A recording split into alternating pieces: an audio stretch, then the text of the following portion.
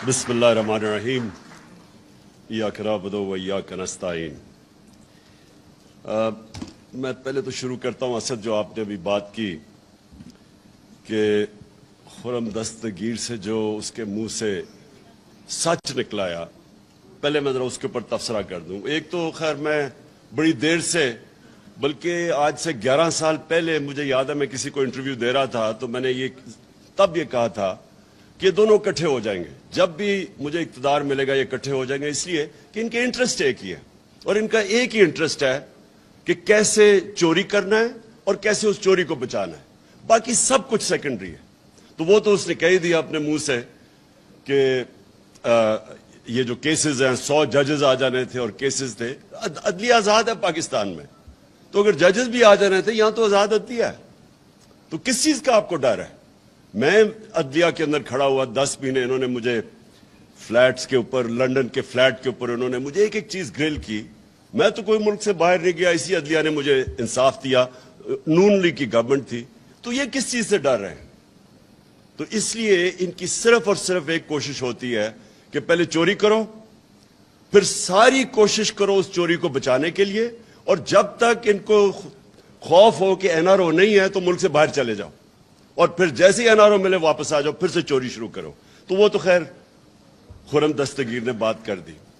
लेकिन जो दूसरी बात उसने की कि जी आर्मी चीफ इमरान खान अपना रखवाना चाहता था, वो ये कह गया ना, और आर्मी चीफ रखवा के तो उसने कहा फिर तो हमारा ये 15 साल तक रह जाएगा और ये हटाया ही नहीं जा सकेगा, क्योंकि फिर एहतसाब भी हो जाएगा हमारा। इसके अंदर भी बड़ी हमें गौर करना चाहिए कि क्या इसका मतलब यह है कि कोई और आर्मी चीफ आएगा तो इनका एहतसाब रुक जाएगा? इसका यह भी मतलब है कि क्या अपना आर्मी चीफ चाहिए ताकि वो इनकी मदद करे? यानी वो जो बात कह गया है, इसके अंदर जरा हमें गौर करना चाहिए। पहली चीज तो उसने कहा कि इमरान खान अपना आर्मी चीफ रखवाएगा। मैं आज आप सबके सामने एक चीज वाज़ेह करना चाहता हूं। मैंने किसी सूरत, किसी वक्त, अल्लाह के सामने मैं हाजिर होकर ये बात करता हूं, मैंने कभी नहीं सोचा था कि नवंबर में किसको आर्मी चीफ बनाना है। वो सिंपली ये कि ये इशू था ही नहीं। मेरे जहन में तो ये था कि जब टाइम आएगा, मेरिट के ऊपर जो सबसे बेहतर होगा उसको मैं बना दूंगा। सारी जिंदगी जो मुझे जानता है, क्रिकेट में जब से 10 साल क्रिकेट कैप्टन रहा हूं, मैंने कभी अपनी जिंदगी में मेरिट को वायलेट नहीं किया। मैंने 10 साल क्रिकेट कैप्टन है, मुझे कोई आज कह दे कि इसने कोई अपना रिश्तेदार कोई दोस्ती में कुछ खिलाया हो, मैं शौकत खानम के अंदर मैं आज चैलेंज करता हूं कि एक आदमी बताए कि शौकत खानम में मेरिट के अलावा किसी को हायर किया, मैंने किसी की सिफारिश की हो। शौकत तरीन मेरे साथ बोर्ड ऑफ गवर्नर्स में पता नहीं कितने 10 साल थे, एक आदमी बताए कि हमने मेरिट वायलेट की हो। इसलिए अल्लाह का शुक्र है कामयाब हॉस्पिटल है, इसलिए वो चल रहा है, इसलिए दुनिया की, पाकिस्तान की सबसे लीडिंग इंस्टीट्यूशन है, इंटरनेशनली रिकग्नाइज्ड है, क्योंकि वो मेरिटोक्रेसी है। उसमें नोबल यूनिवर्सिटी में एक आदमी बताया मैंने किसी को हायर किया कि गलत, आउट ऑफ मेरिट। मैंने अपनी जब गवर्नमेंट में हो, कोई मुझे बताया कि मैंने अपने रिश्तेदार दोस्तों को हायर किया हो, अपनी उनको पोजीशंस दी हो। ये मैं इसलिए मेरिट की बात करता हूं, मुझे खौफ खुदा है। जब आप मेरिट वायलेट करते हैं, आप किसी का हक मारते हैं, अल्लाह की बरकत चली जाती है।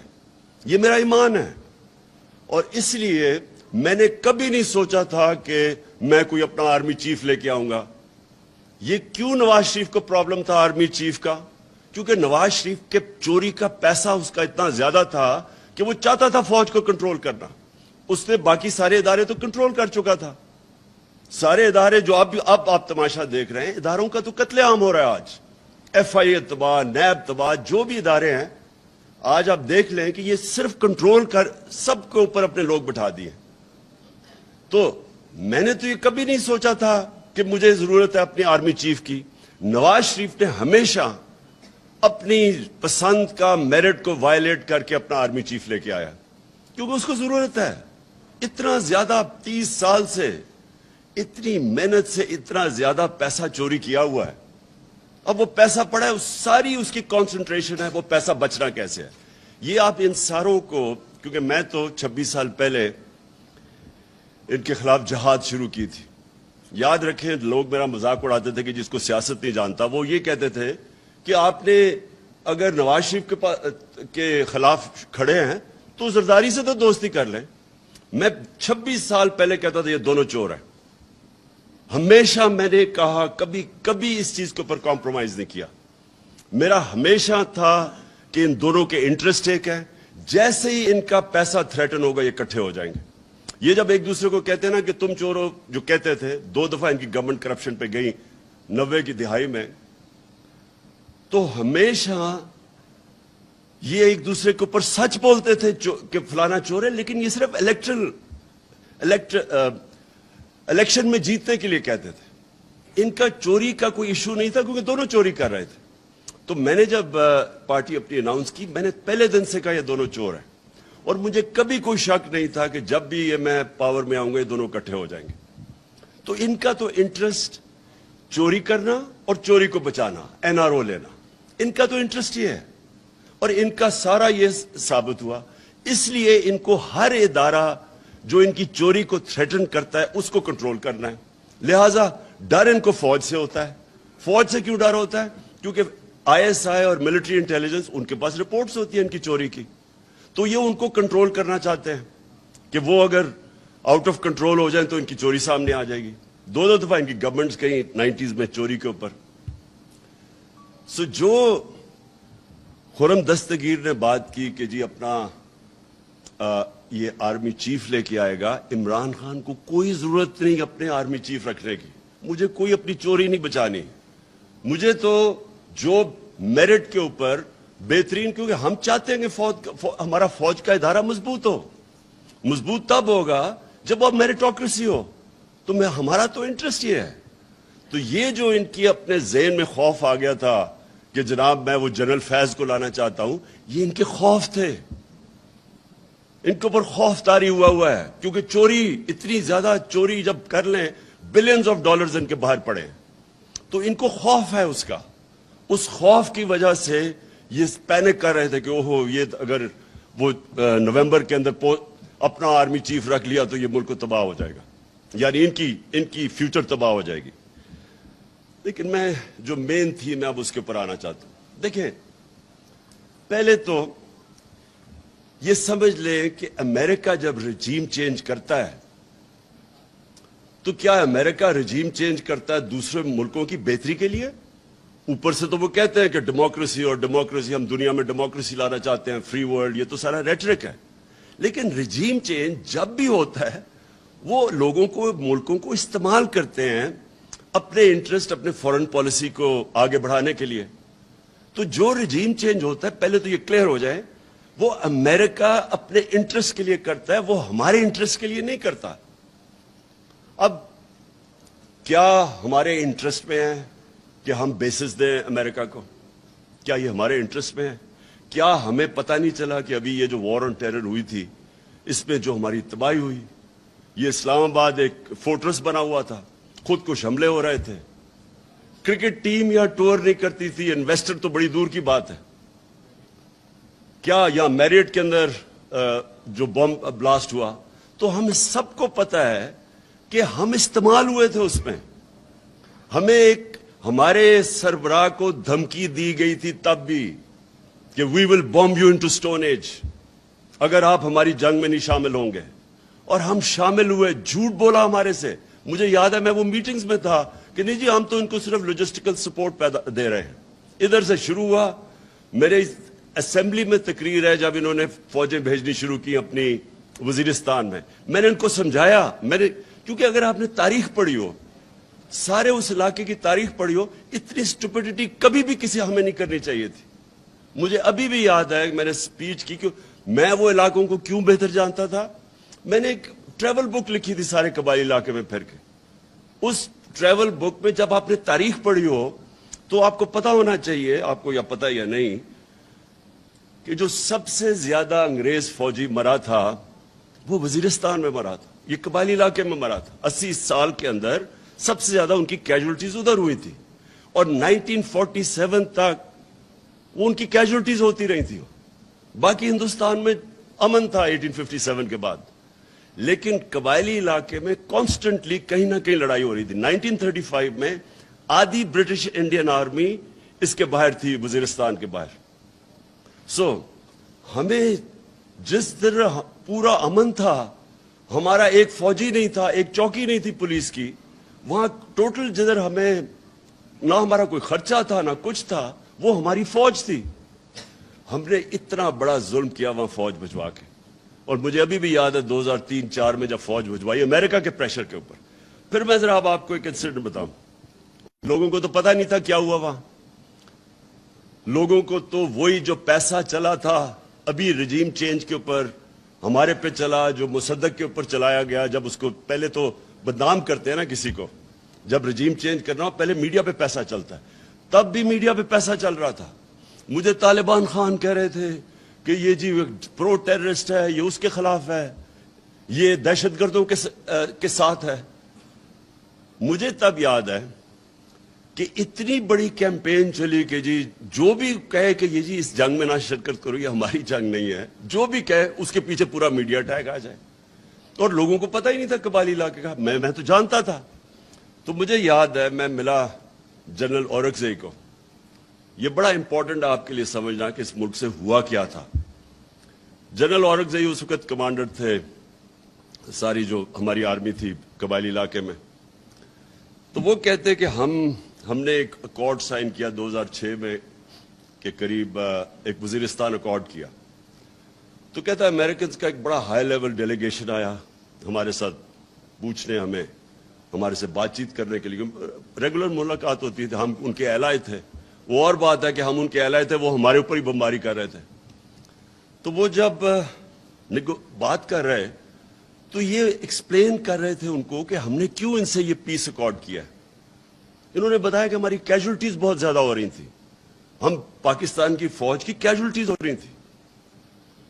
تو وہ ایک کہتا ان کا جو ایک سینئر آدمی وہ چپ کر کے سنتا رہا۔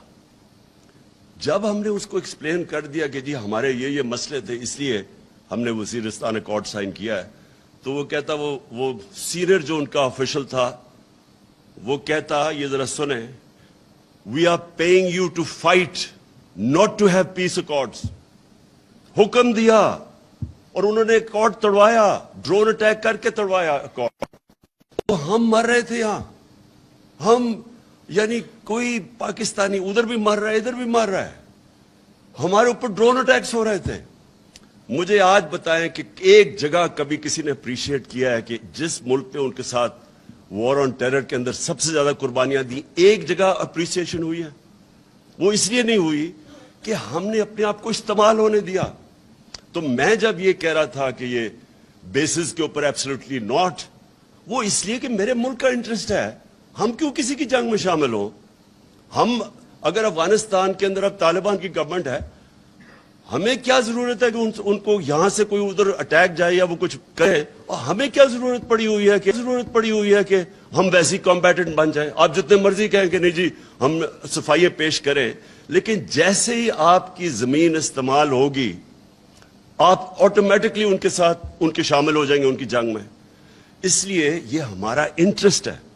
دیکھیں میں کبھی اپنے آپ کو اینٹی امریکن نہیں سمجھتا، ہماری بڑی زبردست پاکستانی امریکن کمیونٹی ہے جو سب سے امیر پاکستانی ڈائسپرا ہے، ہمیں تو کبھی ان سے تعلقات خراب نہیں کرنے چاہیے۔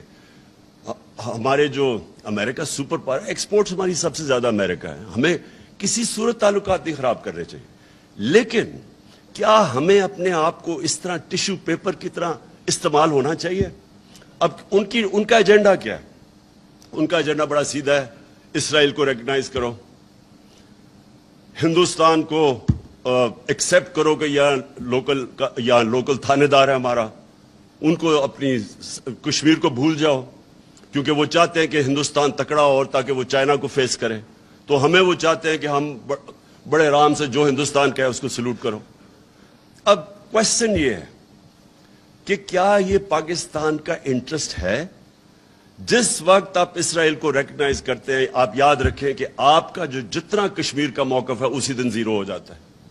جب آپ اس کو ریکگنائز اگر آپ ایکسپٹ کر جاتے ہیں کہ پیلسٹینین جب ریکگنائز کرتے ہیں تو آپ ایکسپٹ کر جاتے ہیں کہ پیلسٹینین کا کوئی कोई राइट नहीं रहा, उसका मतलब कश्मीरियों का भी कोई राइट नहीं रहा।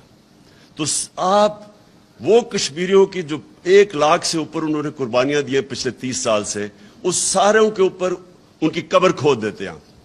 जो कश्मीरी आज देख रहे हैं कि वाहिद पाकिस्तान खड़ा है उनके साथ जो बोलता है, जिस वक्त उनको ये पता चला कि पाकिस्तान ने रिकॉग्नाइज कर दिया और इंडिया से ताल्लुकात ठीक कर दिए, कश्मीर इशू खत्म हो गया। और वो खत्म हो गया था पहली दफा जब ये उठा है यूएन सिक्योरिटी काउंसिल में, इंटरनेशनल फोरम से, वो हमारे दौर में उठा है। उससे पहले तो ये नहीं लेता था। नवाज शरीफ जब हिंदुस्तान गया, इसने तो हुर्रियत कॉन्फ्रेंस के मेंबर्स को ही नहीं मिला ये कि नरेंद्र मोदी ना नाराज हो जाए। हम इंडिया के खिलाफ, हम चाहते हैं कि इंडिया से अच्छे ताल्लुकात हो, कोशिश भी की, लेकिन आप किधर लाइन ड्रॉ करेंगे कि किधर एक मुल्क का नजरिया आएगा, किधर आपका मौकफ आएगा कि जिसके ऊपर आप एक पाकिस्तान बड़े ख्वाब का नाम था। तो जब आपके कुछ असूल ही खत्म हो गए कि अच्छा ये जो हुसैन हक्कानी और ये नजम सेठी टाइप्स हैं, ये क्या चाहते हैं? ये चाहते हैं आराम से गुलामी करो, अमेरिका की जो वो कहता है मानो, तो वो थोड़े से डॉलर्स भेज देंगे। मेरा अगला क्वेश्चन ये कि क्या इससे पाकिस्तान पैर पे खड़ा हो जाएगा? क्या और थोड़े और डॉलर मिल जाएंगे? क्या ये मुल्क सर्वाइव कर जाएगा? क्या ये मुल्क अपनी सारे प्रिंसिपल स्टैंड खत्म करके, अपना नजरिया खत्म करके, क्या ये कोई मुझे गारंटी कर सकता है कि ये मुल्क तरक्की कर जाएगा? क्या ये नहीं हम करते आए आज तक? स्वाय वो जुल्फिकार अली भुट्टो के चंद सालों के निकाल दें तो आज तक तो हम गुलामी करते आए हैं।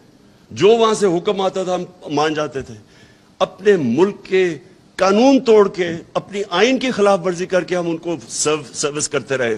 यहां से वॉर ऑन टेरर में FBI यहां पाकिस्तानियों को उठा के ग्वांटानो में ले जाती थी, कोई पूछने वाला नहीं था किसी को, जो वो चाहते थे। रेमंड डेविस को उन्होंने दिन दिहाड़े, उसने 2 लोगों को कत्ल किया, एक को मारा, बीवी ने उसकी खुदकुशी की। सारे पाकिस्तानियों के सामने उसको उठा के वापस कर दिया और हमें उसने कहा कि नहीं जी इसको वहां सजा होगी। कोई उसको सजा नहीं हुई।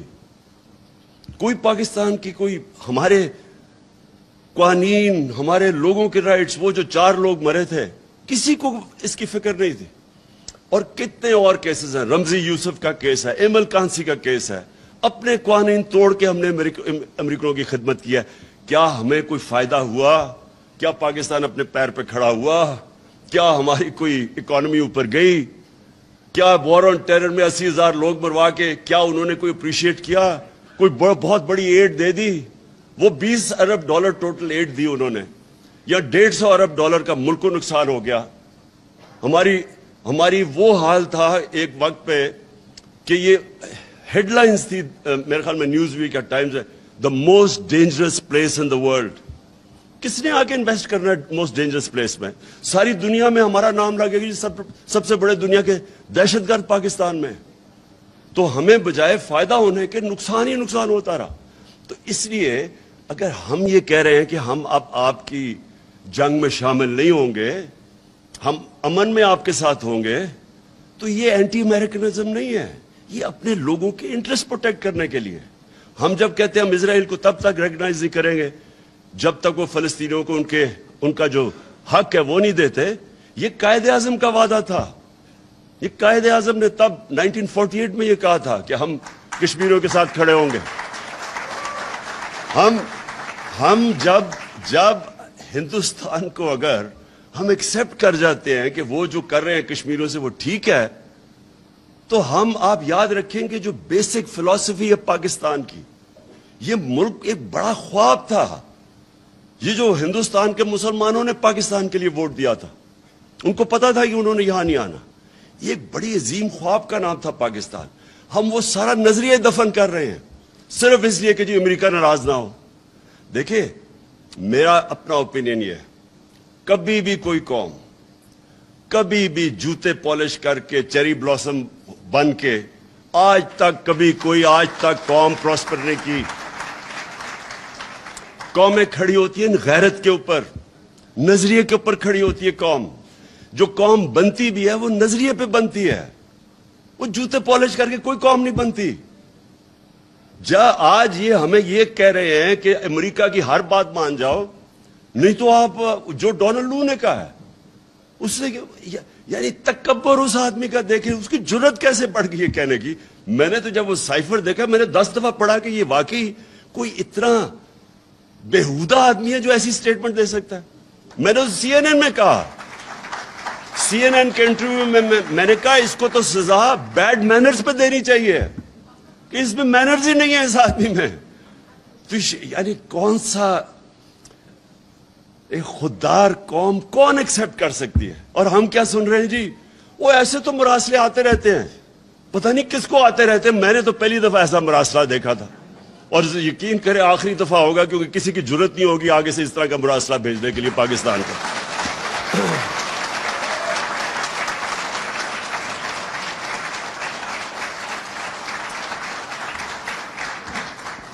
دیکھیں جی, ایک بس اب سنیں ذرا میری بات. دیکھیں یہ بڑا امپورٹنٹ ہے.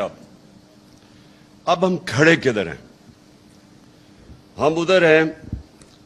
میں سمجھتا ہوں کہ یہ پاکستان کے لیے ایک وہ فیصلہ کن موڑ پہ آ گیا پاکستان, جدھر سارے لوگوں کو فیصلہ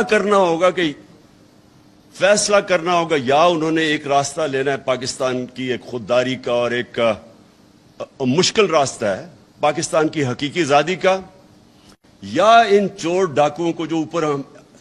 اور میں دوسری چیز, یعنی میرے سب سے زیادہ مجھے توہین کدھر ہوئی ہے؟ مراسلے کی تو مجھے تکلیف ہوئی, لیکن جب میں نے یہ چور ڈاکوؤں کو دیکھا کہ ہمارے اوپر مسلط کر دیا ہے, مجھے اس سب سے زیادہ تکلیف اس پہ ہوئی کہ وہ کتنی حقارت سے ہمیں دیکھتے ہیں, کہ ان کو شرم بھی نہیں آتی کہ اس طرح کے لوگوں کو ہمارے اوپر بٹھا دیا. اپنے ملک کے اندر دیکھیں, میں مغربی سویلائزیشن کو سب سے بہتر جانتا ہوں.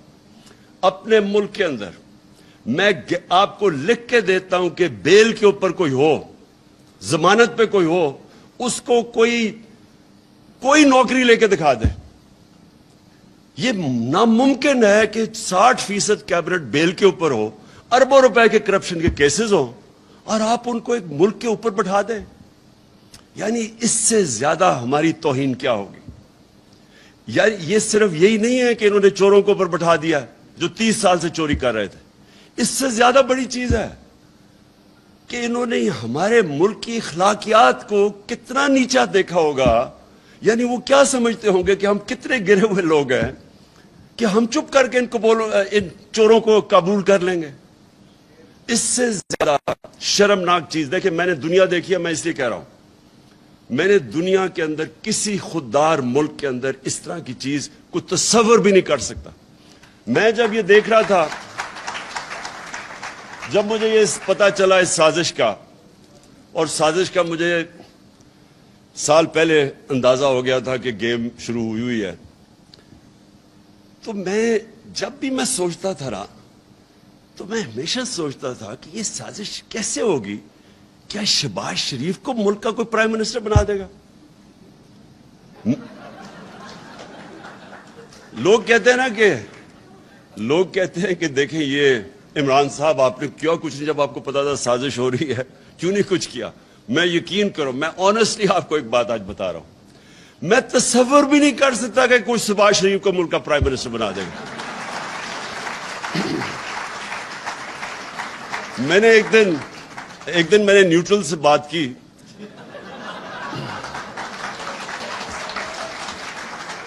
میں نے کہا اس کے اوپر 16 ارب روپے کے ایف آئی اے کا کیس ہے, 8 ارب روپے کا نیب میں کیس ہے اس کے اور اس کے بیٹوں کے اوپر, اور اتنے اوپن اینڈ شٹ کیس کسی کے نہیں ہیں, کسی کے ایسے کیس نہیں ہیں.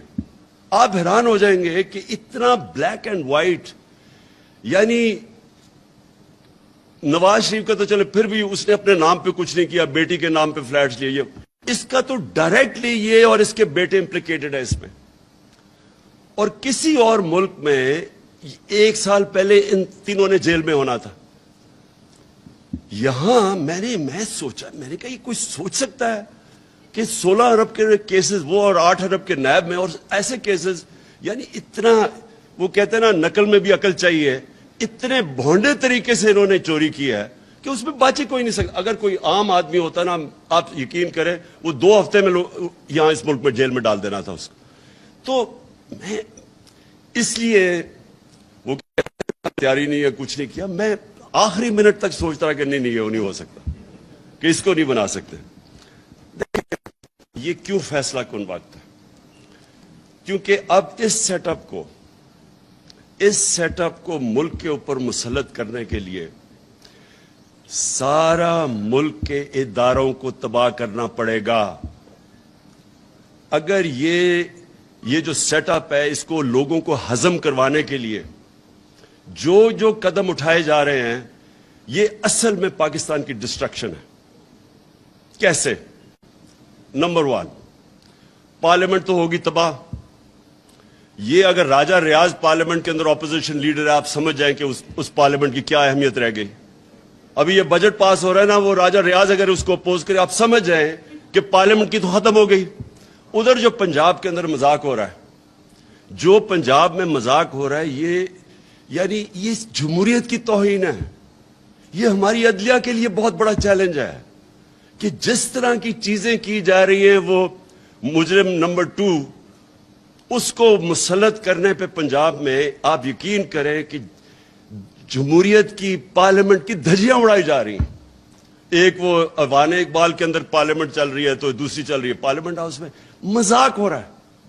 جو الیکشن کمیشن کر رہے ہیں, جس طرح کا اس نے سمپل چیز تھی کہ جیسی وہ جو ریزرو سیٹس جاتی ہیں تو وہ ایک دم ریپلیس ہو جاتی ہیں, وہ الیکشن کمیشن جس طرح کوشش کر رہے ہیں انجینئر کرنے کے لیے حمزہ شریف کو بٹھانے کے لیے, ساری الیکشن کمیشن کی کریڈیبلٹی ختم ہو چکی ہے. آج کوئی کسی میں یہ نہ کہے کہ ختم ہو جائے گی, اس کی کریڈیبلٹی ختم ہو چکی ہے.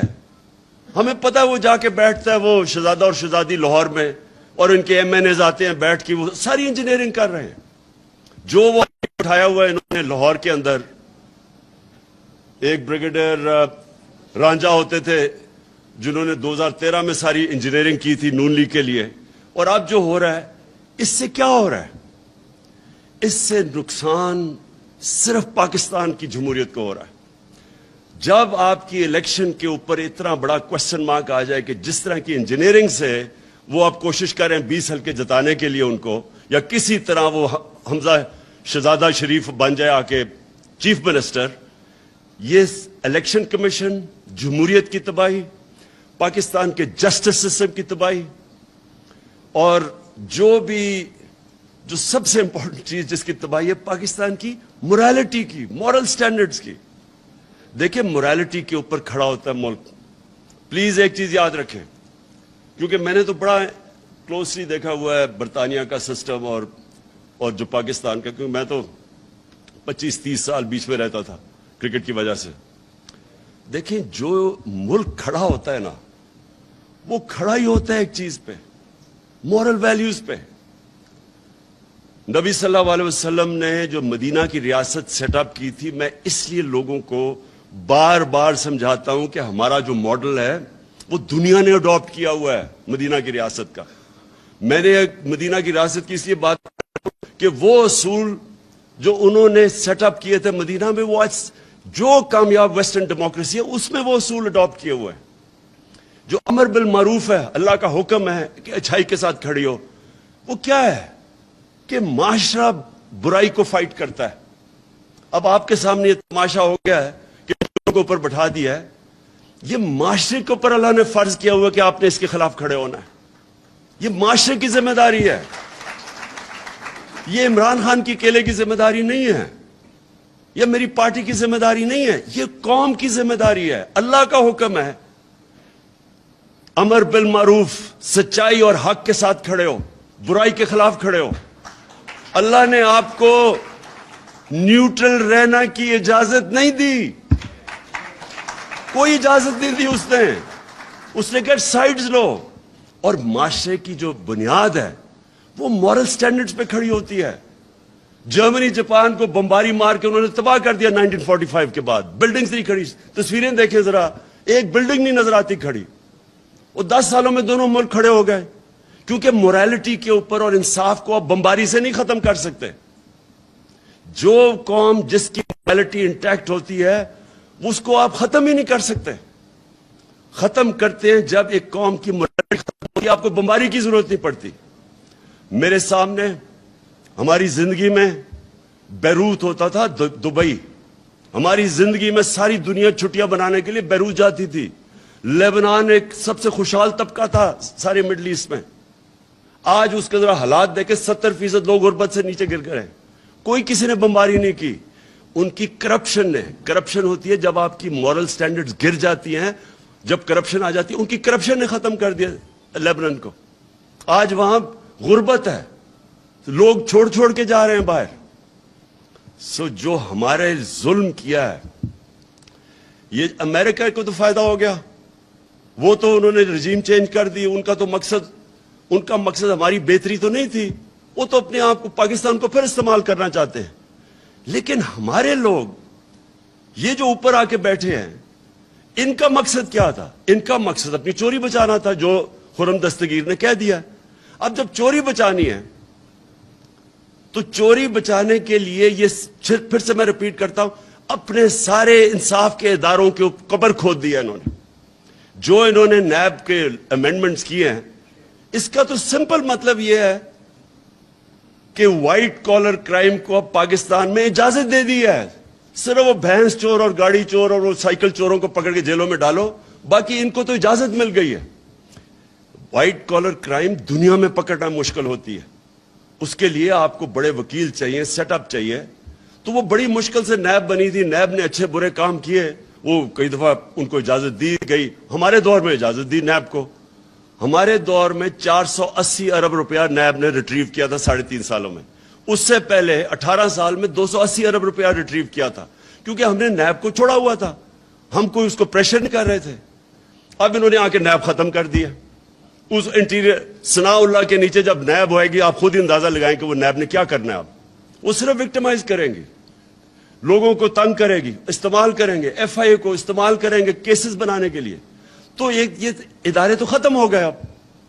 لیکن سب سے امپورٹنٹ چیز یہ, میں پھر سے ریپیٹ کرتا ہوں, انہوں نے اس ملک کی اخلاقیات کے اوپر جو ظلم کیا ہے, ان چوروں کو اوپر بٹھا کے, اور ان چوروں کو اپنی چوری بچانے کے لیے, اب این آر او لینے کے لیے, اب یہ جو کریں گے ملک کے ساتھ, میں آپ کو یقین دلاتا ہوں پاکستان کو کسی دشمن, بیرونی دشمن کی ضرورت نہیں ہے.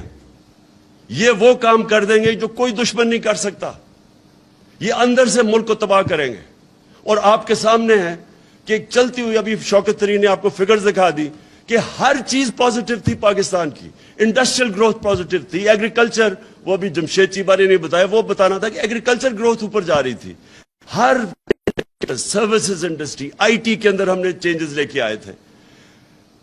پاکستان کی ایکسپورٹ جو اصل چیز ہے, جس سے ملک اوپر جاتا ہے, ایکسپورٹس اوپر جا رہی تھی. اوورسیز پاکستانی نے کانفیڈنس تھا پاکستان میں, ریمیٹنسز ریکارڈ بھیج رہے تھے.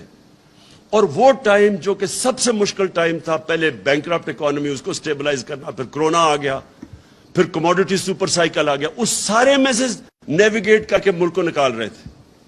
میں نے اور شوکت نے جب جا کے نیوٹرلز کو سمجھایا کہ پولیٹیکل انسٹیبلٹی ملک نہیں افورڈ کر سکتا, بڑی مشکلوں سے, کیونکہ ایک انٹرنیشنل سپر سائیکل آیا ہوا ہے, ہمارے پاس فورن ایکسچینج کی کمی ہے, ہمارا روپیہ, ہمارا کرنسی افیکٹ ہوگی پولیٹیکل انسٹیبلٹی سے. یہ بالکل اس سازش کو روکیں, کیونکہ سب سے پہلا امپیکٹ پڑنا تھا ہماری کرنسی کے اوپر, فورن ایکسچینج پہ, جیسی انسٹیبلٹی ہونی تھی. اور وہی ہوا, اور وہی نہیں ہوا جو اس کے امپیکٹ پڑے. اور یہ جو 3 سال سے لگے ہوئے تھے, مہنگائی اور نااہل ہے, ہمیں پوری طرح پتا تھا کہ ان کو نہ سمجھ تھی اکانومی کی, کیونکہ اگر کرتے تو 10 سال جو پہلے انہوں نے کیا تھا, ہمیں تو پتا تھا کیا کرنا ہے.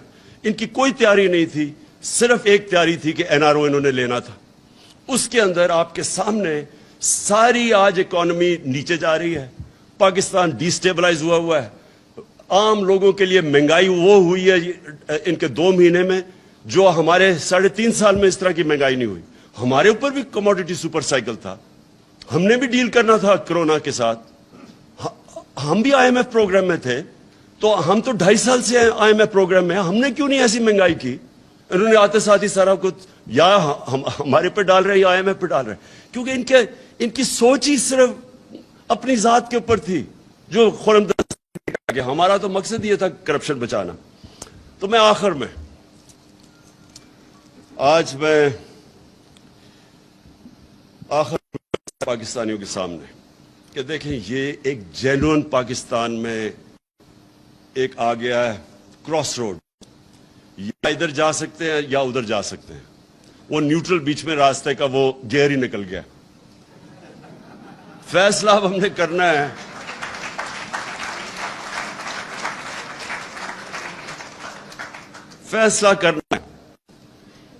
कि अब इस मुल्क को ये जिस तरफ लेके जा रहे हैं इससे बचाना कैसे है।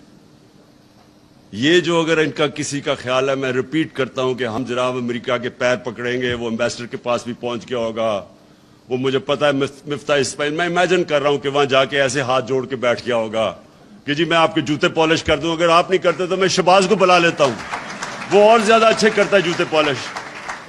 इससे कोई फर्क नहीं पड़ने लगा। अमेरिकन माइंड को समझे, उनकी बड़ी simple philosophy, there is no free lunch.